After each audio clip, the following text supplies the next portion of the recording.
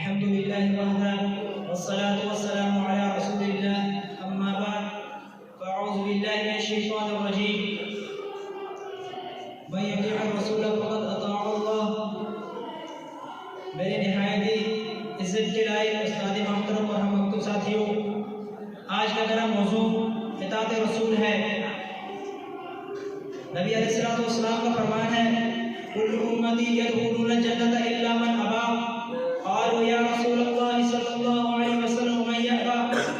قال من اطاعنی دخل الجنہ ومن عصانی فقد ابى. میری ساری کی ساری امت جنت میں جائے گی، ساری کی ساری میری امت جنت میں جائے گی مگر وہ جو جنت میں جانے سے انکار کر دے. فرمایا بھلا وہ کون ایسا شخص ہو سکتا ہے جو جنت میں جانے سے انکار کر دے؟ فرمایا جس نے میری اطاعت کی وہ جنت میں جائے گا، جس نے میری نافرمانی کی اس نے جنت سے جانے سے انکار کر دیا. حضرات، اطاعت الہی کے ساتھ ساتھ ہر مسلمان پر فرض اور لازم ہے کہ وہ اطاعت رسول کو لازم پکڑے، کیونکہ یہ ہمارے ایمان کا حصہ ہے. اللہ رب العزت نے قرآن مجید میں ارشاد فرمایا من یطیع الرسول فقد اطاع اللہ. جو شخص اللہ کے رسول کی اطاعت کرتا ہے یقیناً وہ اللہ رب العزت کی اطاعت کرتا ہے.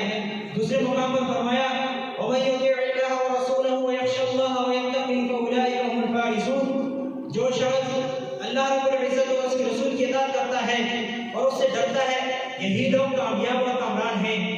حضرات، کیونکہ اللہ کے نبی کے ہوتے ہوئے کسی کی اطاعت نہیں کی جا سکتی اور آپ کی نافرمانی باعث ضلالت اور رسوائی ہے. جیسے نبی علیہ الصلوۃ والسلام نے کے سامنے حضرت عمر رضی اللہ تعالی عنہ قرآن کی تلاوت کرتے دیکھا جب ان کو فرمایا نبی علیہ الصلوۃ والسلام نے اس ذات کی قسم جس کے ہاتھ میں میری جان ہے اگر موسیٰ علیہ السلام ہی آ جائے تو تم میری اطاعت کے بجائے ان کی اتباع کرنے لگو، تم ان کی اتباع کرو تو تم گمراہ ہو جاؤ. حضرات، صحابہ کرام رضی اللہ تعالی عنہم اطاعت رسول کی مذہب دے اور آپ کے فرمان کو سن کر فوراً سرہم تسلیم کر لیا کرتے، گویا کہ وہ اس آیت کی تفسیر ہے وما آتاکم الرسول فخذوه وما نهاکم عنہ فانتہوا. حضرات، صحابہ کرام کے بہت زیادہ واقعات ہیں لیکن چند ایک میں ذکر کرتا ہوں. جب شراب حرام ہوئی حضرت انس بن مالک بیان کرتے ہیں صحابہ کرام نے اپنے مٹکوں کو توڑ دیا اور شراب کو بازاروں میں اس طرح بہا دیا جس طرح پانی بہ رہا ہو. یہاں تک کہ بعض نے اپنے منہ میں انگلیاں ڈال کے کہہ کر دی کہیں آپ کے منع کرنے کے بعد یہ پانی کا لقمہ شراب کا ایک گھونٹ بھی گلے میں حلق میں نہ اتر جائے. حضرات، یہ تھے وہ صحابہ جو نبی کی اطاعت کرنے والے تھے. جنگ خیبر کا موقع ہے، سخت بھوک لگی ہے، سخت بھوک کی حالت میں ہیں، گدھوں کے گوشت کی نوبت ابھی نازل نہیں ہوئی، ہڈیاں میں پک رہی ہیں.